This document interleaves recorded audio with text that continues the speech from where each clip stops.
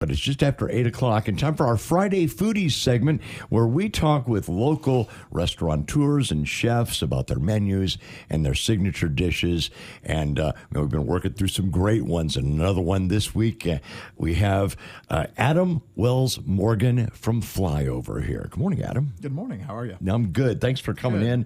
Appreciate you coming in early this morning to talk with us. Now, Flyover, and my wife Robin is in studio. Good morning, Queen. Good morning. Good morning. Really, she loves your restaurant. Oh, and when we went with another couple, I went with Simon Rose and his wife Jenna, and had just a wonderful time Wednesday. Sat down, the four of us, got reservations. It's a good thing, too. It is a good thing, yeah. Talk a little bit about how popular your place is, because you do need to make your reservations and probably need to make them a couple of days ahead of time. It does seem to help lately. It's weird when we opened up Flyover, actually 8 years ago this coming July. We thought we knew kind of a little bit more of what we want to do. We're like, we're not going to do reservations. We're not going to do to-go food. We want to have a patio. We want to focus on having a really good in-building experience.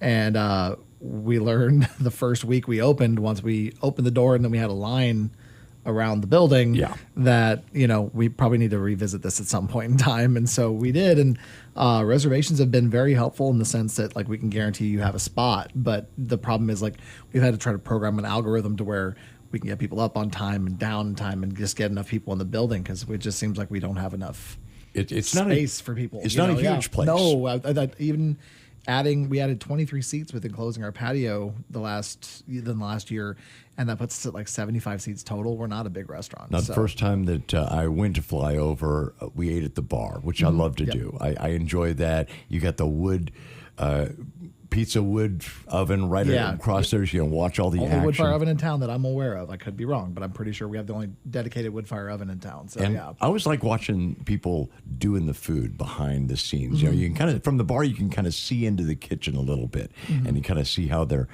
preparing it all. Let's talk a little bit about the beginnings of Flyover. Why Flyover? Why do you call it Flyover? Why Columbia? And what's the mission? So my friend and business partner Dan Deathrow and I are both from Columbia, and we both worked and lived on the coasts. And so when we were both doing that, people we knew would be like, "Oh, where are you from?" We're like, "Oh, we're from Missouri." And like when I went to culinary school, I had some kid come up to me. He goes, "Oh, I hear you're that kid from Missouri. Like, what's it like living in a flyover state and owning cows?" And I was like, man, I've the closest I've been to an actual cow is a good 30, 40 feet. And even then, like, we're all expert cow tippers. Exactly, that's the thing, because in the Midwest, for sure. And so we heard that term more and more often, like, "Oh, you're from a flyover state. There's nothing really to do there. There's nothing really there." And I'm like, well, that part of the country grows a whole lot of food that you guys enjoy. It's a crazy concept there, but so we named it Flyover to poke fun at people calling the middle of the country a flyover state. So, like, we do have a lot to offer the culinary scene. Like, the middle of the country really, really does. We're a wonderful amalgamation of cuisines and cultures, and that just offers and lends itself to excellent restaurants and food. So. And a lot of your food is locally sourced. A lot of it, yeah. I try as much as I reasonably can. I really do. So, I got to ask you about the cauliflower. Okay. The chicken fried cauliflower. Okay. Yeah. And there's been some discussions here in the building because we heard that your chicken fried cauliflower won a fried chicken contest. So I don't know, just a fried chicken contest. It was a magazine. I really wish I was better about remembering it, but it was the top 10 chicken fried items in the country. Chicken fried items. Okay. Yeah. And so we were like number 2 or 3. Yeah. I didn't even know it had happened. And then our social media manager, Margot, messaged, "Did you know about this?" And I was like, I had no clue. And it's funny that dish I came up with on just a whim. Hey, how is it? What is it? Explain. So that. The dish is we do a saltwater blanched cauliflower head, and we break it into smaller bits, and then we bread it like you would fried chicken. And we do a buttermilk and an herb flour mix, and we just flash fry it.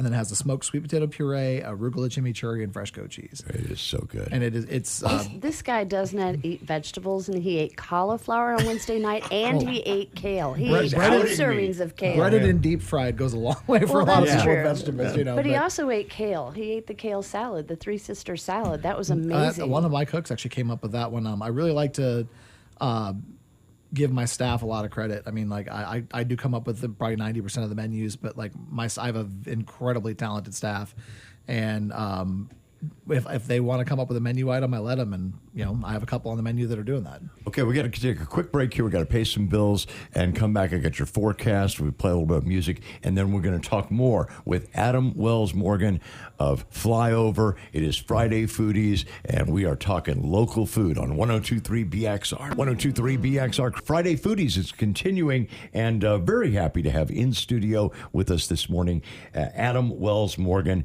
from Flyover. Adam, one of the things that's really unique about Flyover are the plates, because you serve the food.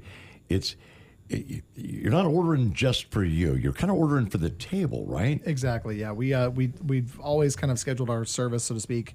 I mean, it's not scheduled, but designed our service to be like kind of like sort of like upscale, like family dinner. Like we really want people to put things in the middle and kind of share. You know what I mean? That's kind of how we design plates. Is it's not, you can just get one thing and eat it if you want, but we really like people to kind of do like a, you know, kind of communal table approach, which is why we have bigger tables, so there's a little more space in the middle. You know what I mean? So you can have room to put all those things and share. So it was a foursome. It was Robin and I, and she's here, and then also Simon and Jenna. And so when it was over, we had plates all over the table. We ordered 6 different things, so 6 different things, and we just kept passing them around. Can I have that? Can I have that? And pass that's it what we around. love to see. It was wonderful. And you noticed that they were naming some of the menu items. Well, they had names on there by, so we were talking about how the Three Sister salad is by Levi. Yep, Levi Herborn.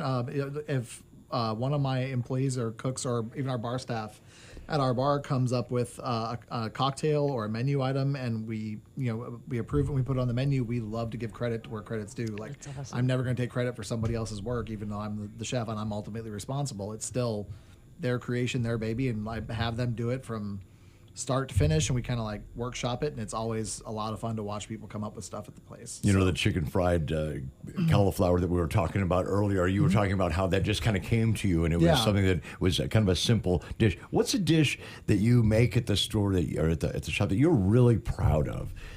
So like, man, this is uniquely me, and we made this happen. That's a really hard thing. People ask it's the same kind of question. Like there is that people ask chefs like, "What's your favorite thing to make?" or "What's something you're particularly proud of?" Like, I mean, truth be told, like there's some dishes on the menu that I'm like, "Oh, that's pretty good," but then there's some that I'm like, "That's super good."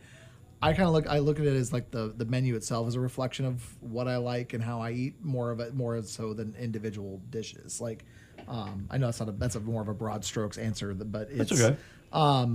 Like I was saying when we were off the air a little bit ago, I was talking about how I'm pretty proud of our pizza program. Like that's one thing that people don't realize that we do.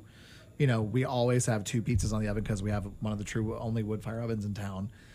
And you know, we really focus on how good our pizza can be. Like, you know, we do a true overnight bulk ferment on our dough. Like I might be in the process of tweaking it right now, you know, and we only do so many pizzas per day, even because, you know, on a quality perspective. So I'd say, pizza program, I'm pretty proud of that as far on an overarching kind of concept. But overall, like I really love what we're able to do, you know, communally with food around town, and then showcase things on a menu. That's what I really like. So we're talking with Adam Wells Morgan. He is a Flyover, and so many great dishes. So what was your favorite, Robin, that we had? I mean, I love the chicken fried cauliflower, but I think right now it's going to be the Three Sister salad. That Three Sister salad. I would just go pick it up for takeout. That was surprisingly delicious. I'm glad, yeah. So, and Levi did such a good job with that one. So, and Sam Sanderson, one of my other cooks, she did the Hello Sailor pizza right now, and it's outstanding as well. And like I said, one of my other cooks did a crispy duck wings dish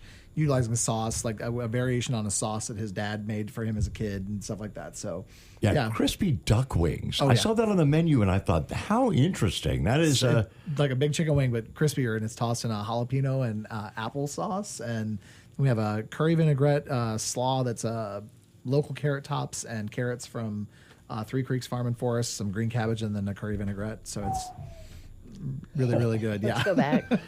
Yeah, do you or any of your chefs ever consider like competing on one of these TV shows or anything like that? You'll probably find that most people who cook professionally very rarely think about doing those things. I mean, that, in my opinion. I mean, I'm not trying to speak for any of them, but Nobody that's come in that I've asked that to has said they wanted to do it. Nobody. I have too foul a mouth for those, like, inadvertently. So I have to be very careful about what I say. You've done a good job this morning, though. I'm trying. Hey, we also wanted to ask you about the bar because you've got a great back bar. You've got some very unique cocktails. Tell us about that program. So Dan Deathrow is my business partner and friend. He's in charge of the bar program, and it's been what he's done with that has been very cool. He does he kind of bases the bar program around like an apprenticeship style. So we hire people who are want to be bartenders, and they are either they go from bar backing to work, even if they've been a bartender somewhere. There's a processes we go through for them before they're a principal bartender at our place, and they do a phenomenal job with that. And the craft cocktails that come out of there, I'd honestly put up against some of the best places in the country that I've been to, truth be told. And I might be a little biased, but like our bar staff does a very, very good job. Yeah. Very, very good. In I fact, had a people tasty one. had cocktails at our place, they need to do so. All right, we always ask our guests at the end of our interviews to name somebody else in town that you think is doing it right. Who else in town is tearing it up in the restaurant scene? I mean, I'm probably going to just say just one. I have to give a shout out to Murray's because family over there. My cousin Sarah Lart Working on having Sarah on. Love Murray's, always have. Ben Hamra and Amanda Elliott with Beatbox and Belly. Brandy and Ben and Josh over at Bard Owl. I also, one of my other favorite places I really love going to House of Chow on the west side. All right. You know what I mean? And then also to Okimama on the south side is kind of overlooked every now and then. I mean, we have a really great food scene in town, and it makes me pretty happy. I'm looking forward to getting into trying Enville Taverna when I get a chance to go out, and love seeing things like that open up. So fantastic. All right, Flyover, it is delicious. So we had a great experience there on Wednesday, and I can't encourage you enough to go check them out. We've been talking with Adam Wells Morgan of Flyover. Thank you so much for coming in, taking your time this morning. My pleasure. Thanks for having me. It's been great. All right, Friday Foodies. We'll be back next week with G&D Pizza and Steak. That'll be a fun one. So keep it right here. I've got more BXR music on the way. Boy Genius is next. Welcome to Nada Yada.